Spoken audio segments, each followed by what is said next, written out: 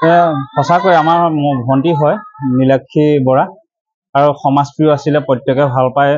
এগৰাকী মৰম লগা ছোৱালী আছিলে, মেধাৱী ছাত্ৰী আছিলে, যিহেতু এটা চাকৰি পাইছিল, চৰকাৰী চাকৰি স্বাস্থ্য বিভাগত কৰ্মৰত অৱস্থাতে আছিলে। গোটেই গাঁওখনত এতিয়া শোকত তাৰমানে শোকত ভাগি পৰিছে। নিশ্চয় দেখিছে আপোনালোকে যে জনসমুদ্ৰত পৰিণত হৈছে। ইমানেই ভাল পায় ছোৱালীজনী, ইমান মৰম লগা ছোৱালী। সুদূৰ গুৱাহাটীলৈ গৈছিল বিশেষ কামত, কিন্তু দুৰ্ঘটনাত পতিত হৈ আমাৰ মাজৰ পৰা চিৰবিদায় মাগিলে। আৰু অকল মেধাৱীয়ে নহয়, সাংস্কৃতিক পথাৰখনতো বহুত অৱদান আছিলে। মানে ছাত্ৰ ছাত্ৰীসকলৰ লগত যিখিনি নৃত্য তেখেতসকলে ইয়াত প্ৰশিক্ষণ দি পেলাই তেনেকৈ ছাত্ৰ ছাত্ৰীসকলক পূৰ্ণাংগ কৰিছিলে। সঁচাকৈ দুখ লাগিছে। আমাৰ নিজৰ ভণ্টিৰ দ্বাৰা আমি ব্যৱহাৰ কৰোঁ। বহুত মানে দুখত আমি ভাগি পৰিছোঁ। ৰাতিপুৱা খবৰ লৈছিলোঁ আৰু বৰ্তমান ৰাইজসমূহ আজি দিনৰ 12 বজাৰ পৰা এই জনসমুদ্ৰ হৈ আছে।